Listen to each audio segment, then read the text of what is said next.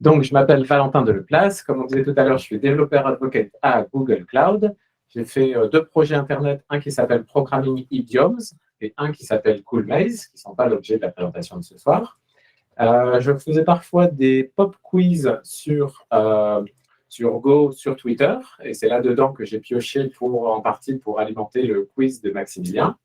Et sur Twitter, donc j'avais un handle Val de Leplace, et depuis une semaine, j'ai un handle Mastodonte. C'est juste de Leplace. Voilà pour qui je suis. Alors, c'est à l'occasion de la sortie il y a presque un an de la version Go 1.18 que je vais vous présenter la fonctionnalité que tout le monde attendait depuis plus de 10 ans. Et c'est bien sûr le fuzzing. Donc d'abord, je présente le tooling de la distribution standard. Donc ça, c'est un détour, ça va prendre du temps, mais je vais aller très vite et c'est quand même important. Ensuite, je présente le fuzzing, à quoi ça sert, et je fais une live démo si les dieux sont avec moi. Normalement, comme j'ai partagé mon écran entier, je devrais pouvoir faire Alt Tab. Merci. Alors, dans le standard tooling, nous avons bien sûr les tests unitaires. Quand vous lancez GoTest, si vous avez déjà développé en Go, normalement, vous avez déjà lancé GoTest. Donc là, je les lance, attention, ça dit passe. C'est très bon signe, ça veut dire que mes tests unitaires fonctionnent. Nous avons le coverage. Alors ça, c'est un petit peu plus arcane, tout le monde ne les a pas forcément rencontrés, c'est la couverture de code. Donc le test coverage en anglais qui nous dit quel est le pourcentage de mon code qui a été visité, donc exécuté par les tests unitaires. Donc là, par exemple, si je l'exécute et qu'il me dit les tests ont réussi et ont exécuté 62,5% des lignes, des instructions, ça veut dire que je pourrais peut-être faire un peu mieux en écrivant un peu plus de tests qui vont exécuter un peu plus de lignes de code. Ce n'est pas forcément la peine d'atteindre 100%, et d'ailleurs, même si vous atteignez 100%, ça ne prouve pas que votre code n'a pas de bug, loin de là. Donc, c'est plutôt un indice qui vous dit si vous avez 80-90% du code qui est couvert par les tests, c'est plutôt bon signe. Si vous êtes à 30%, c'est vraiment que vous n'avez pas écrit assez de tests et que malheureusement, c'est les utilisateurs en production qui font les tests. Nous avons les benchmarks. Alors ça, je trouve ça super. On le lance avec gotest-bench égale point et c'est standardisé, formalisé dans la distribution de Go. Si vous écrivez des fonctions qui commencent par benchmark dans vos tests, vous allez pouvoir les exécuter comme ça. Par exemple, le benchmark de la fonction A, qui a pris en moyenne 73 microsecondes à chaque exécution, et la fonction B qui a pris 31 microsecondes à chaque exécution, manifestement, la fonction B est plus rapide. Donc, si jamais elles font la même chose et que B, c'était un potentiel candidat pour remplacer A et qu'on voulait savoir laquelle était la plus rapide, on va plutôt choisir B grâce au benchmark. Ce que les informaticiens ont fait de tout temps, mesurer avec un chronomètre leur temps d'exécution. Mais là, comme c'est intégré dans le tooling, c'est vraiment très pratique. Ça va avec les tests unitaires, les benchmarks. Je trouve ça super. Nous avons la détection des race conditions. Alors, je ne vais pas m'apesantir là-dedans, mais quand on fait de la programmation concurrente et qu'on partage de la mémoire, qu'on lit et qu'on écrit dans des variables ou dans des objets de façon concurrente et anarchique, sans synchronisation adéquate, on va se retrouver avec des bugs très bizarres et surtout très, très pénibles à détecter et à corriger. Et donc, même si le compilateur n'est pas capable de trouver là où on fait des race conditions, là où on a écrit du code qui n'est pas bon pour des raisons de synchronisation, on a quand même à l'exécution la possibilité de détecter pendant les tests ou même pendant le programme lui-même s'il y a des race conditions. Donc là, par exemple, je l'ai lancé et en exécutant les tests, il a trouvé une data race. Et comme il est vraiment sympa, le race détecteur, il nous dit quelles sont les deux lignes de code qui sont incriminées. Ah, ici, il y a une lecture, alors qu'ici, il y avait une écriture et ce n'était pas synchronisé. Donc, il n'y a plus qu'à aller à ces lignes de code pour corriger. Vraiment très utile dès lors qu'on utilise le mot-clé Go ou qu'on fait quelque forme que ce soit de programmation concurrente, par exemple un serveur, s'il traite plusieurs requêtes à la fois, très utile de voir s'il n'est pas en train de faire n'importe quoi avec des variables globales ou des objets globaux. Et parfois, c'est inexpected. C'est comme on voyait dans la présentation de Teva, on ne s'attend pas toujours à quel moment va être utilisée une variable, une valeur, et donc à quel moment son contenu va être lu et écrit. Parfois, c'est un peu subtil. Nous avons le profiling. Donc, c'est un profiler de code par échantillonnage qui est lui aussi intégré au tooling. Donc, lorsque vous exécutez des tests ou bien le programme lui-même, j'écris toujours GoTest parce que je trouve ça très sympa pendant le développement de faire toutes ces parties-là dans des tests unitaires. Ça veut dire que je les relance autant de fois que je veux, y compris avec la CI/CD, tout ce que je veux. C'est indépendant du code du programme lui-même. Et du coup, on peut faire toutes ces explorations dans les tests. Et là, le CPU Profile, ça va être du type, je lance les tests ou même les benchmarks pendant quelques minutes et je vois qu'est-ce qui a pris du temps CPU. Donc, ça nous donne des visualisations un peu comme ça. Telle fonction a appelé telle fonction, ça donne des graphes. Et ça permet de détecter que, tiens, j'ai passé 60% du temps dans les expressions régulières. Je n'attendais pas du tout à ce que mon programme il passe autant de temps dans les expressions régulières. Et ça, en inspectant un peu, en lisant ces graphes, on le découvre. Et souvent, c'est assez inattendu. Donc, ce n'est pas la totalité de la vérité sur la performance. Par exemple, si vous faites plein de requêtes HTTP, ben dans ce cas-là, votre programme il passe tout son temps à attendre et ça ne va pas apparaître sur le temps CPU. C'est vraiment sur la partie processeur. Donc, ça s'appelle pprof. Retenez bien ce nom. Si vous voulez avoir comme ça un joli graphe qui vous dit où est-ce que le processeur il passe le plus clair de son temps dans votre programme, il faut utiliser pprof. Donc, c'est en deux parties. D'abord, on exécute quelque chose, par exemple les tests, et ça enregistre un fichier de profil. Et ensuite, c'est une autre commande qui s'appelle go-tool-pprof qui permet de lancer ce genre de visualisation interactive. Hein. C'est dans le browser, vous pouvez zoomer, vous pouvez cliquer sur des choses, c'est très sympa. Pareil pour les flame graphs, c'est le même fichier de profil et c'est le même outil de profiling qu'on lance avec GoTool. Et c'est une représentation légèrement différente de la même info sous forme de flame graph. Alors, petit sondage dans la salle, qui a déjà visualisé des flame graphs ou sait comment le lire? Voilà, la moitié de la salle, c'est quand même, ça fait plaisir. Ça a été inventé par Brendan Gregg il y a une dizaine d'années. Je ne sais pas si c'était avant ou après qu'il travaille pour Netflix. Et ça permet de voir visuellement, voilà, quelles sont les fonctions qui prennent le plus de temps. Et en plus, c'est interactif, c'est très sympa. Quand on clique sur une barre, ça zoome dessus et on permet de voir, tiens, celle-là, elle prend 33% du temps à peu près. Si je clique dessus, ça va pouvoir me l'ouvrir et me montrer encore plus précisément. Et après, on dézoome, etc. C'est vraiment super utile. Et aussi, ça donne un tout petit peu plus d'informations que celle avec le graphe de qui appelle qui. Parce que quand il y a plusieurs paths qui aboutissent à la même boîte dans le graphe de tout à l'heure avec les flèches, on ne sait pas exactement, enfin, c'est plus difficile de lire quelle est la source exacte, la root cause du temps passé tout en bas. Alors que là, on peut avoir la même fonction qui est ici, ici, ici, et donc les boîtes qui sont un peu plus verticalement alignées sont très utiles. Je ne vais pas rentrer dans le détail des flame graphs, mais c'est vraiment quelque chose de très chouette. On a Trace. Alors, Trace, c'est aussi une forme de profiling, mais qui va enregistrer au fur et à mesure processeur par processeur, donc processeur logique. Par exemple, vous pouvez avoir un laptop avec 4 cœurs ou alors un serveur avec 32 cœurs, etc. Il va nous dire cœur par cœur qu'est-ce qu'il est en train de faire à chaque instant. Donc là, après, ça nous donne ce genre de visualisation. C'est super lent à se rafraîchir quand même.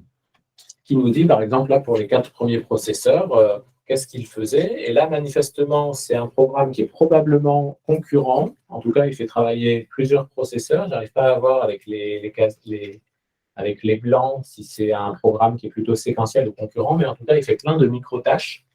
Et si je clique sur une tâche, je vois quelle était la fonction exécutée à tel instant, parce que c'est gradué chronologiquement. Donc, si j'ai exécuté mon programme pendant 1 seconde, je peux zoomer sur les 50 premières millisecondes et voir ce qui se passait, voir quelle était la fonction exécutée à chaque instant. Et si c'est plein de barres très fines comme ici, ça veut dire manifestement qu'il passe beaucoup de temps à faire du context switching, à faire un petit peu de travail et switcher à autre chose. Un petit peu de travail, switcher à autre chose. Donc, ce n'est pas forcément le plus efficace.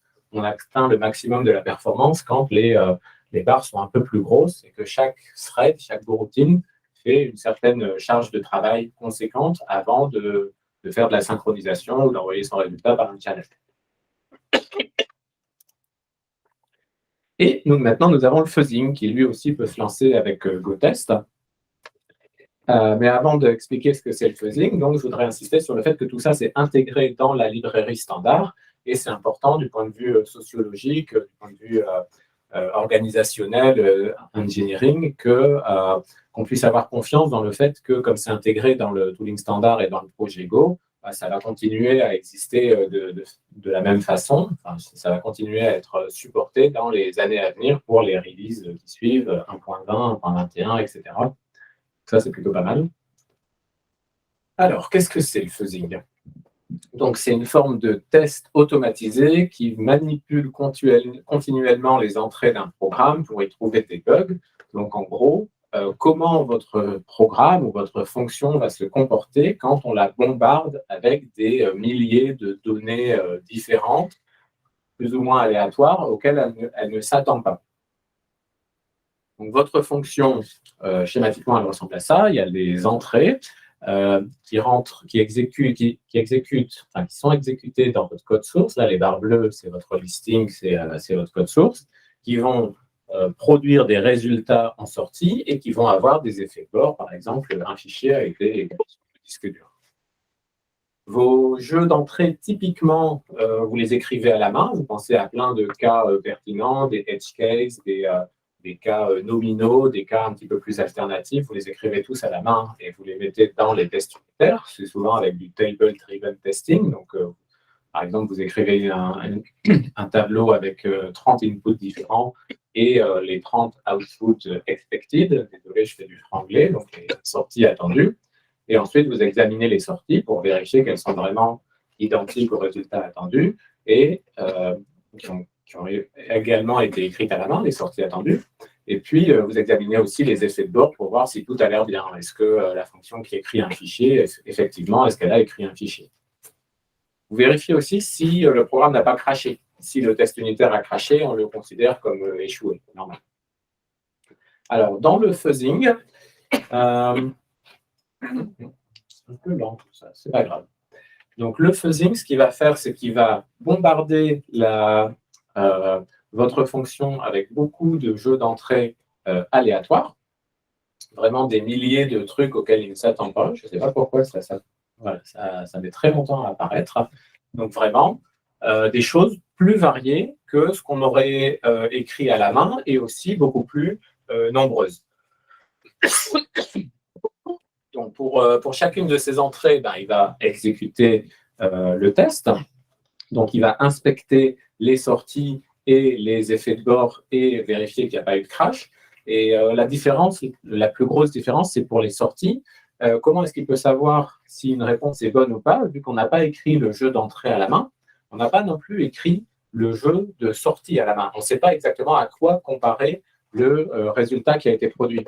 Et donc, il faut changer un tout petit peu de mindset. Au lieu d'avoir des golden values qu'on a toutes écrites à la main, il faut faire du property-based testing qui consiste à vérifier d'une autre façon que le résultat a l'air correct par rapport à des propriétés, par rapport à des invariants. Donc ça existe bien sûr en dehors du fuzzing, le property-based testing. Et là, c'est obligatoire puisqu'on ne peut tout simplement pas connaître à l'avance toutes les réponses à ces entrées qui ont été générées aléatoirement. Alors, vous remarquerez qu'il y a une astérisque sur le mot aléatoire parce que ce n'est pas non plus complètement random, la façon dont le fuzzer génère des entrées aléatoires. C'est un peu comme un cochon truffier qui va chercher des truffes, c'est-à-dire qu'il utilise aussi son flair et son intuition et son intelligence pour se guider. Je vais essayer d'expliquer pourquoi, comment. Par exemple, les entrées en losange orange qui sont là, elles se ressemblent les unes aux autres. Je ne sais pas si vous êtes d'accord avec moi. Et on peut se demander pourquoi. Pourquoi est-ce que celles-ci se ressemblent? Donc, l'idée, c'est que si jamais le fuzzer, il avait pour se guider uniquement la question de j'ai essayé un input et est-ce que oui ou non ça a fait crasher le programme, ici, là, l'explosion, est-ce que oui ou non les propriétés, les invariants sur les sorties ont été respectés. S'il n'avait que ça comme information, ce serait très binaire, oui ou non. Il ne pourrait pas sentir qu'il s'approche d'un résultat intéressant. Et quand je dis un résultat intéressant, ça peut être il a trouvé un résultat incorrect ici, qui a violé les invariants. Dans ce cas-là, il explose et il dit il faut corriger le bug. Et c'est vrai, c'est un bug, il faut le corriger. Ou alors, si le programme lui-même a explosé, a fait un panique, dans ce cas-là, il le rapporte aussi en disant j'ai trouvé quelque chose qui serait une catastrophe si c'était quelqu'un qui lançait cet input dans mon serveur web et qui faisait crasher le serveur pour tout le monde. Ça ferait tout de suite une attaque déni de service. Oui, j'ai oublié de préciser, toute cette histoire de fuzzing, ça rentre souvent dans la catégorie sécurité. C'est-à-dire, ce n'est pas que tester que le programme se comporte bien comme des tests unitaires, c'est aussi surtout se protéger contre des attaquants, des gens malicieux qui voudraient soit faire crasher notre programme, soit, bien pire, escalade de privilèges, etc., et prendre le contrôle par diverses failles de sécurité. Donc, le fuzzer, il fait ça, et ce qui va se passer, c'est que quand il trouve il va se baser sur la couverture de code. Donc, normalement, je dois l'avoir surligné, voilà, sur la slide suivante. Quand il exécute les tests, ça exécute certaines lignes de code et pas d'autres. Et il va se guider en voyant que le pourcentage de couverture de code augmente au fur et à mesure.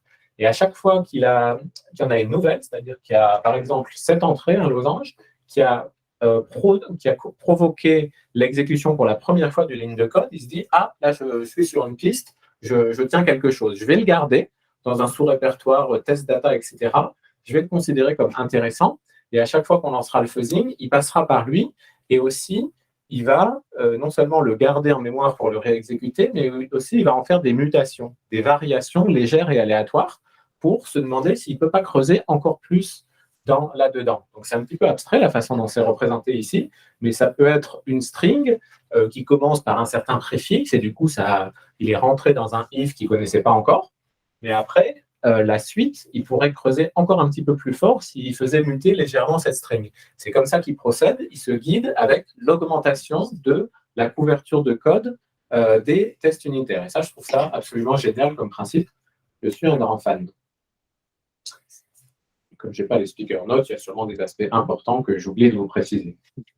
Alors, est-ce que c'est important? Ben oui, c'est plutôt un aspect assez crucial, un enjeu crucial de sécurité, c'est-à-dire que vos programmes, ils vont toujours traiter des données d'entrée diverses et variées.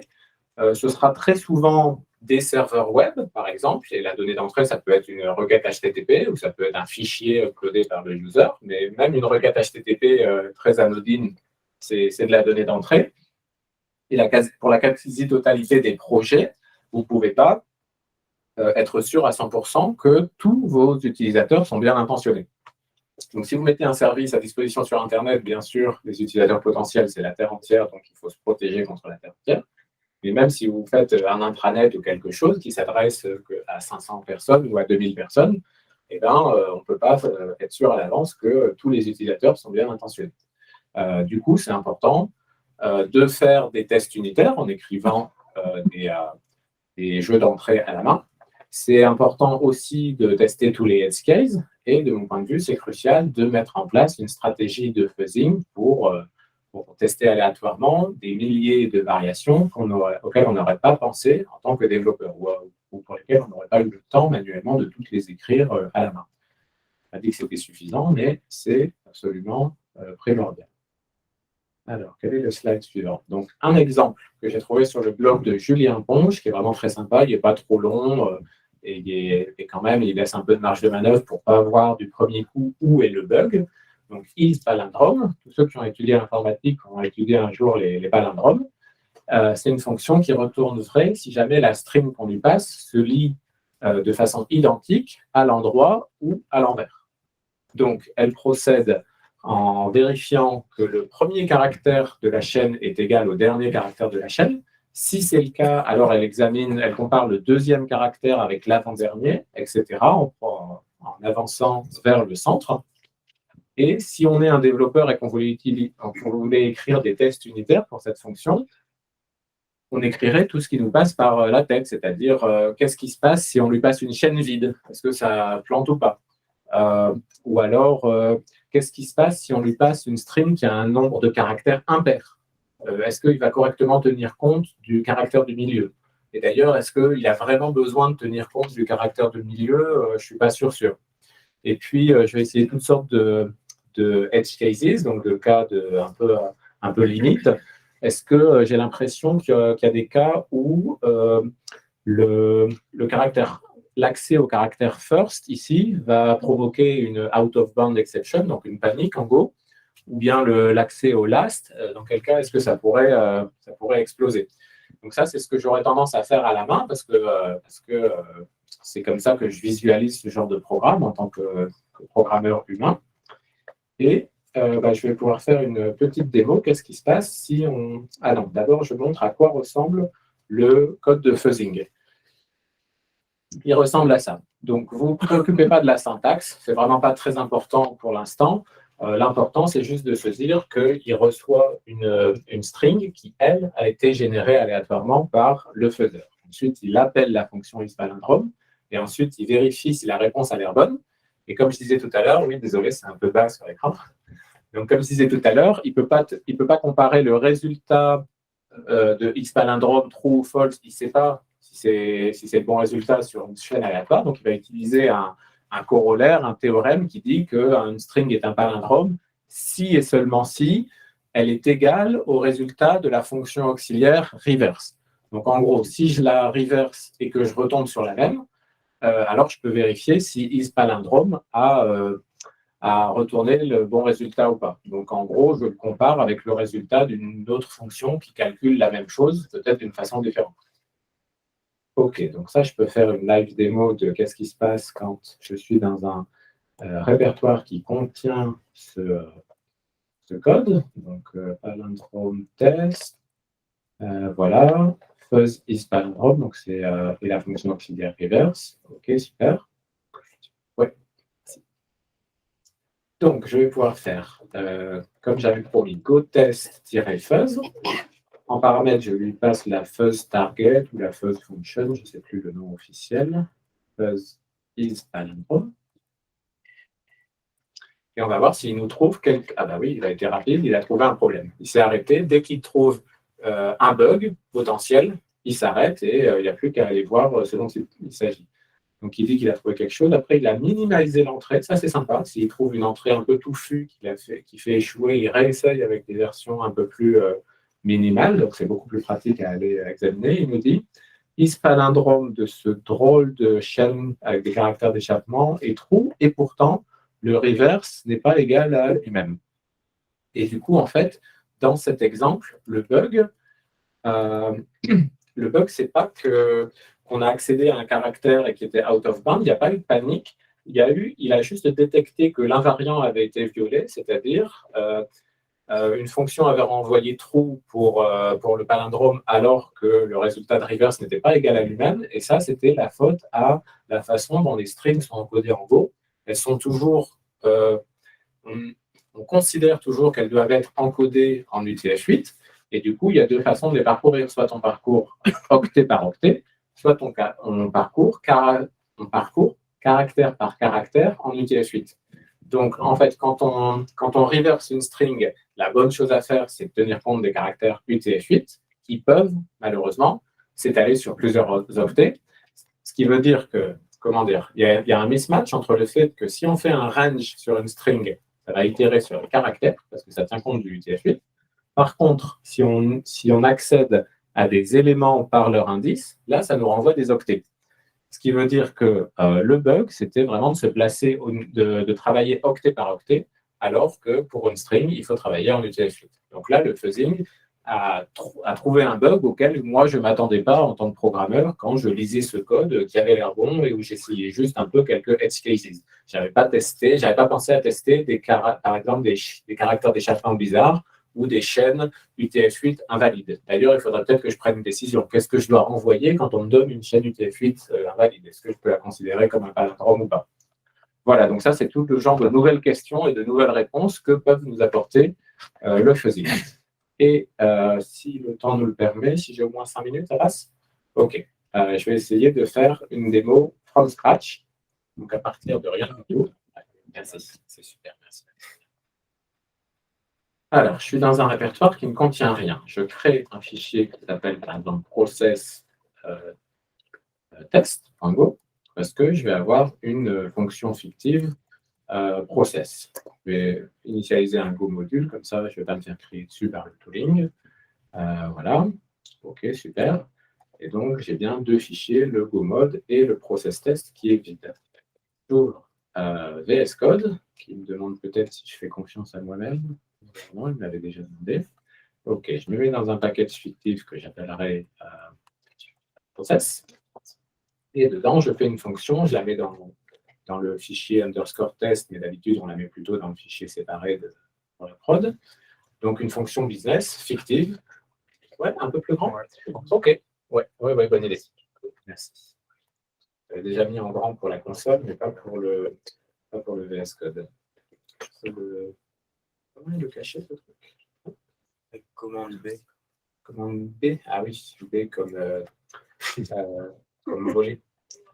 OK, donc une fonction process qui va prendre en paramètre une string qui s'appelle A. Donc on imagine que c'est votre fonction business très complexe dans votre code, donc la logique métier, et qui pour l'instant ne fait rien. Maintenant, j'écris la fonction de fuzz qui va se faire comme ça. Alors, je l'appelle fuzz process, elle commence par fuzz, du coup le tooling sait que voilà, c'est comme pour commencer par test ou comme benchmark, c'est par convention. Et il me propose de prendre en argument un testing.f, c'est exactement ce qu'on va faire. Ça, c'est depuis un an un nouveau type dans le package testing.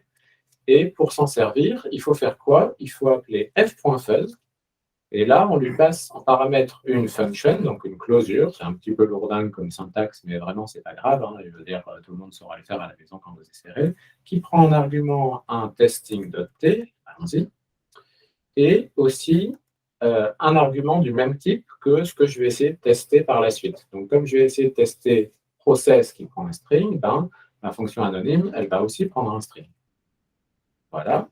Et qu'est-ce qu'elle fait dans son implémentation? Elle est censée exécuter mes fonctions et puis paniquer si jamais quelque chose se passe mal, ou alors faire échouer le testing.t si jamais je vois qu'un invariant est violé. Du coup, ce n'est pas trop surprenant, à l'intérieur de cette fonction de fuzz anonyme, j'appelle fonction process et je lui passe mon A. Ce qui veut dire qu'elle, elle est censée processer n'importe quel input qu'on lui donne, et lui, il est censé recevoir deus ex machina du faiseur des strings divers et variés, générés aléatoirement et mutés aléatoirement avec l'histoire de code coverage et tout, comme le cochon truffier. Donc là, je peux essayer de l'exécuter et de voir si si le faiseur trouve des bugs dans mon code. Et après, je vais vous faire une spoiler alert. Non. Fuzz process. Donc là, il va tourner. Il tourne, et il génère des strings aléatoires à passer en argument de process. Et la raison pour laquelle il ne trouve pas de bug, voilà, je pourrais, là, par défaut, il fait en boucle infinie, mais je pourrais aussi lui spécifier, vas-y, essaye pendant 2 minutes, 3 minutes, mais après, lâche l'affaire. D'ailleurs, si vous intégrez cette étape dans votre CI/CD pour le build, c'est utile que ça ne tourne pas un temps infini, mais que ça s'arrête à un moment pour dire, OK, si j'ai cherché pendant 1 heure et que je n'ai rien trouvé, c'est que c'est bon, on peut passer au deploy. Et là, il cherche et il ne trouve pas. Et donc, la raison pour laquelle il ne trouve pas de bug dans ma fonction, c'est parce que ma fonction ne fait rien. Alors, elle n'a pas de bug. C'est super. OK. Étape suivante. Étape suivante, si jamais il y avait du code très complexe et touffu dans ma business logique, mais que quand la chaîne est exactement égale à une certaine lettre de l'alphabet, alors il panique. Et là, je vais faire appel au public, comme à la télé. Donnez-moi une lettre de l'alphabet. G. Bon, un peu touchy comme choix, mais on va voir. On va voir si jamais il y a un bug et que quand l'input est exactement G, alors ça panique. Est-ce que le faiseur est capable de trouver ce bug? On va voir. Qui vote oui, qui vote non? Oui. Personne n'a voté non? Vous avez super bien suivi la présentation. Ça fait plaisir. Ah, il a trouvé super rapidement. Il a vraiment été rapide. Il a trouvé 28 octets qui font échouer, enfin qui font paniquer. Et après minimizing, le panique, c'est exactement G. Oui, donc c'est ça. D'ailleurs, je ne sais pas pourquoi il a trouvé 28 octets au début, parce que 28 octets, ce n'est pas censé faire échouer. Il a peut-être testé des long strings avec un G au début, et du coup, c'est des G minimisés. Ben non, oui, mais là, on ne pas faire. Peut-être que tu as raison. C'est-à-dire, la long string, elle ne rentre pas à l'intérieur de la branche true de ma condition. Par contre, peut-être qu'à l'intérieur du runtime Go, la comparaison de string se fait caractère par caractère et qu'il a augmenté la couverture de code de la fonction interne de runtime de comparaison et que donc, dès qu'il avait G quelque chose, il s'est dit, je m'approche de quelque chose. Tu as tout à fait raison. À mon avis, c'est ça qui s'est passé. Il faudrait aller voir les cas de test, justement. Dans test data, c'est ça? Je ne suis pas sûr que la version non minimized, il l'ait gardée. Mais là, je pense qu'il a créé un répertoire test data, voilà, qui contient quelque chose. On va voir quoi. Fuzz process, voilà, il a trouvé un truc et il l'a écrit là en disant ça c'est intéressant, je le garde pour plus tard, la prochaine fois qu'on relancera le fuzz string G. Donc non, il a conservé que la version minimisée. De coup, ouais. On peut trouver les autres cas qui ont été testés, mais qui sont dans le cache de Go. Alors, c'est pas de dire où exactement il faut aller chercher. Oui, ça me dit quelque chose, mais je ne saurais pas le retrouver dans une minute, mais j'irai voir. C'est super ça. Ok. Maintenant, un cas un peu plus compliqué. Donnez-moi 3 autres lettres de l'alphabet. Allez, 4. Personne n'a des lettres de l'alphabet? Il y en a plein. V. V. Ensuite. X. X. Allez, minuscule. O. O. Ok. J. J. Il y en a 3. Elle est un peu touchy, cette string. Franchement, je ne sais pas si le faiseur il est capable de trouver ça. Qui pense qu'il va le trouver et qui pense qu'il ne va pas le trouver? Combien de temps? En combien de nanosecondes? Je me donne 1 milliard d'années. Je patienterai. En fait, il ne le trouve pas parce qu'il y a des tas et des tas de possibilités à 4 lettres ou plus. Et là, pour se guider, il n'y a pas grand-chose. Si la théorie tout à l'heure était exacte, il devrait quand même s'approcher parce que dès qu'il a trouvé le grand V, ça devrait augmenter un peu la couverture de code, mais manifestement, ce n'est pas suffisant. Là, il tourne, ça fait déjà plusieurs secondes et il ne trouve pas. Si c'était aussi incrémental que ce qu'on disait, il aurait trouvé très vite le premier, puis très vite le deuxième. Apparemment, ce n'est pas ça. Peut-être que dans le runtime, il y a des espèces d'intrinsiques qui appellent le processeur pour faire une string compare et que du coup, ce n'est pas découpé instruction par instruction. Avec des blocs de 28 octets, probablement. Bon, je n'ai pas d'explication complète, mais là, on peut voir que sur des exemples très simples, il le trouve très vite, et sur des exemples un peu plus complexes, il ne le trouve pas immédiatement. Du coup, c'est l'occasion de voir la fonctionnalité supplémentaire. Là, il y a mon ordi qui râle la gueule, il rame parce qu'il prend toutes les ressources processeurs pour faire ce truc-là, de façon concurrente et tout. J'ai intérêt à le tuer avant que mon ordinateur meure définitivement. Du coup, pour une string, il ne va pas tester chaque caractère un par un et faire des strings de plus en plus grandes avec un alphabet tout simple, Honnêtement, je ne sais pas. J'étais plutôt content tout à l'heure qu'on se dise il a été aidé par le premier caractère qui était bon, mais quand on essaye avec 4 caractères, on voit que ce n'est pas ça. Du coup, je n'ai pas la réponse exacte. Je vois juste que là, c'est un cas qui est très rare et sur lequel il n'arrive pas à se guider instruction par instruction. Du coup, il n'y arrive pas. Je dirais que si justement il essayait caractère par caractère, ouais. Tout à l'heure il n'aurait pas donné une truc de 28 octets. Ouais. Je pense qu'il fait des trucs aléatoires, mais qu'il a vu que le temps que ça a mis avant, peut-être ça a mis plus de temps parce qu'il y avait cette comparaison. Non, il ne regarde pas l'horloge pour faire son. Ça doit être aléatoire, du coup j'imagine. Je ne sais pas pourquoi il est passé par 28 octets tout à l'heure, mais là sur 4 caractères, on voit qu'il galère, il patauge, il ne trouve rien. Du coup, j'introduis le fait que… J'ai une question. Ouais. Si on crée une variable qui a la string qu'on veut comparer après, est-ce que ça, il regarde les variables ou les constantes qu'on définit Non, dans la version actuelle, il ne regarde pas la table des symboles, il ne regarde pas le code source, il ne regarde pas ce listing. Ça pourrait être utile. Je ne sais pas si c'est une bonne idée de le faire ou pas, je ne suis pas spécialiste, mais c'est une très bonne idée, mais actuellement, elle n'est pas implémentée. C'est-à-dire que historiquement, il y avait un faiseur qui avait été écrit par Dmitry Vyukov, qui existait depuis 6-7 ans à peu près, qui était un tooling séparé d'application standard, qui n'a pas été utilisé pour implémenter le faiseur intégré à la distribution Go. Donc, c'est du nouveau code et c'est peut-être un peu moins riche en fonctionnalités. Je confirme que pour l'instant, il ne regarde pas le code source et il ne regarde pas la table des symboles. Et d'ailleurs, ce serait un peu triché pour mes exemples bidons si je faisais ça. Mais oui, dans l'absolu, ça pourrait être intéressant qu'ils détectent des valeurs potentiellement intéressantes qui sont testées explicitement comme ici dans le code et qu'ils les prennent pour les muter. Ce serait intéressant. Ouais. Donc, ça m'amène à dire qu'on peut ajouter au corpus soi-même des entrées intéressantes. Et pour ça, on fait f.add, je crois. Au-dessus. Ouais, je suis en commentaire? C'est avant le f. Ah oui, merci. Ceux qui ont déjà fait du fuzzing, ils m'indiquent les erreurs. OK, donc avant d'appeler f.fetch, je fais f.add. Et là, je peux mettre ce que je veux, je peux mettre Toto. Si j'en mets plein, ça ne pose pas de problème. Ça va juste dire qu'il va rajouter des trucs et ça fait plus. Mais ça peut être très utile, par exemple, si on a des, je sais pas, si on veut parser du JSON, ça peut être utile de lui donner à manger du JSON valide. Et c'est de ça qu'il va partir pour essayer de faire des mutations. C'est beaucoup plus intéressant que de faire des mutations d'octets aléatoires pour un parseur JSON qui va échouer dès le premier octet ou le deuxième octet. Du coup, là, je vais lui dire un truc intéressant. Add, oui, c'est intéressant quand ça commence par un grand V, qu'après il y a un underscore, qu'après il y a un grand O et un J. Ce genre de choses, c'est intéressant. Est-ce que vous pensez qu'un indice comme ça, c'est suffisant pour lui faire trouver le bug? Moi, je vote que oui, mais on n'est pas au bout de nos surprises. Allez, on va essayer. Ah oui, c'était rapide. Donc, il a paniqué en trouvant VXOJ, sans le lire dans le code source, en le générant aléatoirement, mais quand même en s'aidant de son corpus, qu'il a écrit, je ne sais pas où, non, il n'est pas écrit, là, il est ici, son corpus. Donc, le fait de lui avoir donné presque l'entrée qui fait échouer le programme, hop, ça a suffi à ce qu'il trouve le programme. Okay. Donc, on disait 4 lettres, c'est trop overwhelming pour lui, pour qu'il le trouve aléatoirement. Là, j'en fais 4 autres, des lettres P, M, R, 6. Et on disait, quand le bug il est aussi gros, et sans avoir de lettres dans le corpus, on disait, il patauge, mais il ne trouve pas. Donc, je vérifie quand même, parce qu'une fois que ça m'avait trouvé, j'avais la faute. Et on disait, 4 lettres, si on ne l'aide pas, il ne trouve pas.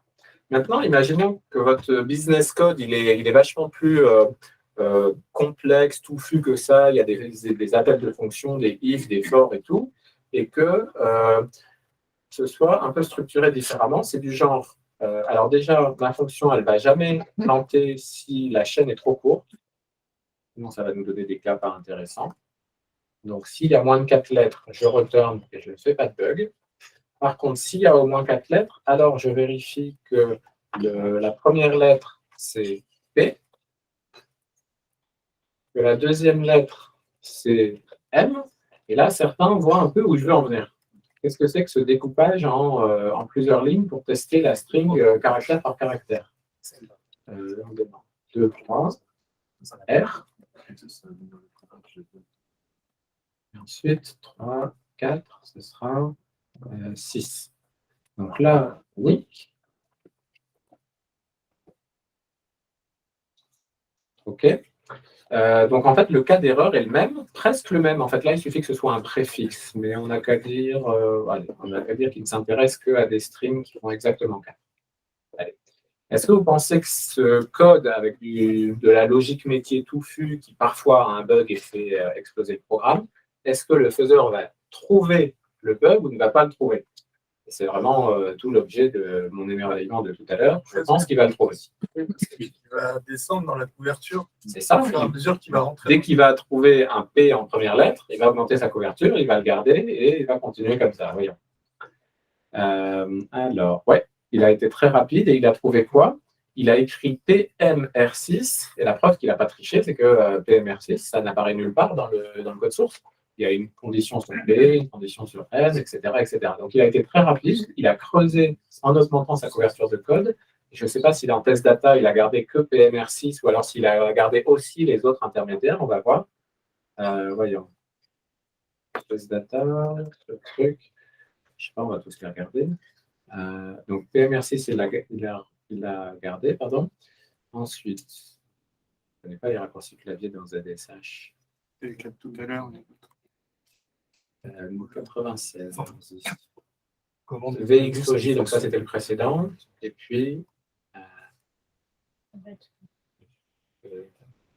je suis bientôt quadragénaire, je n'apprends plus rien. Alors, ah oui, ça c'était encore avant.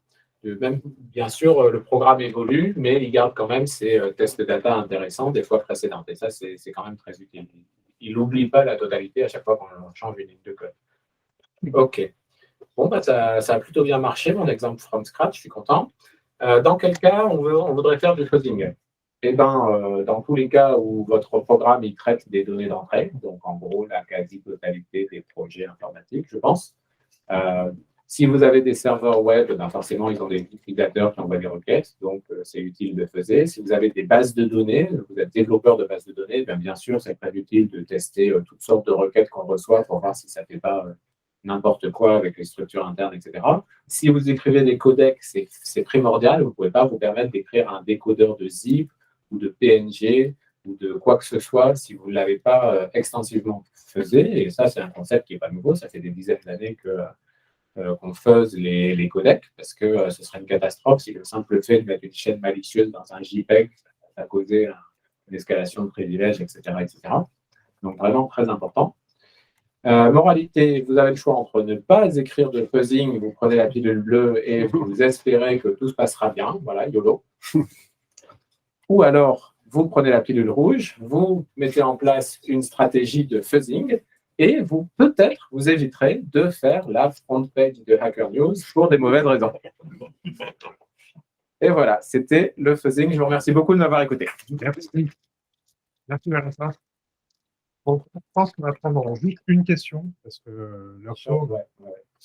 Donc, une question, je sais qu'il y a Frédéric en ligne. Merci pour ta présentation. J'ai bien apprécié les différentes capacités de GoTest au début, et je voulais en citer une supplémentaire, puisque moi, ce que j'apprécie bien quand je tombe sur un bug dans mon code, alors que ce soit un bug que je trouve en production ou un bug que je trouve grâce au test unitaire que j'ai écrit, c'est que je cherche à reproduire le test, le cas de problème sous forme d'un test unitaire, même si ça crache, je ne sais pas où ça crache, mais j'ai le test unitaire écrit et je peux lancer le debugger depuis VS Code sur ce test unitaire pour mettre les points d'arrêt et explorer dans VS Code sur le test unitaire que j'ai écrit où le problème se produit. Ok, c'est la seule, je suppose. Voilà, le debugger Delve, hein, c'est ça? Voilà. Alors, c'est Delve en tout, mais bon, depuis VS Code, voilà, on peut directement exécuter le cas de test depuis son environnement de développement, utiliser les breakpoints pour trouver facilement. Et c'est la seule, pour moi, c'est le seul cas où j'utilise le debugger, c'est pour débugger via un test unitaire que j'ai écrit. C'était une super question, merci beaucoup. Pas du tout une question, mais... Ok, donc il y a plein de commentaires sur le chat, mais je ne sais pas si on va avoir le temps de tous les traiter. Il y avait Frédéric qui disait il paraît qu'il utilise bien l'examen du code, en particulier les tests sur les types scalaires. Donc je l'ignorais, mais je vais vérifier ça. Peut-être que ça a évolué ou peut-être que mes assumptions étaient fausses et qu'il tient bien compte de plus d'informations intéressantes sur le code source lui-même. Dans le cas des palindromes, pour l'invariant, cette fonction faut lui aussi faire des tests. Oui et non, c'est-à-dire votre oracle, celle qui va faire du property-based testing pour voir si la réponse est bonne ou pas, c'est du code auxiliaire. Vous pouvez vouloir le faiser ou pas. Si vous n'utilisez pas la fonction reverse en production, c'est pas forcément celle que vous avez envie de faiser. Mais dans l'absolu, oui, ça ne pose pas grand-chose. On peut faire la fonction reverse. Ensuite, c'est tout. Ouais. Merci, Maxime. Merci beaucoup, Valentin. Vous pouvez l'applaudir. Et on a ensuite Pierre qui va en 5 minutes chrono nous présenter son projet et après il va falloir passer à l'apéro. Et au quiz aussi.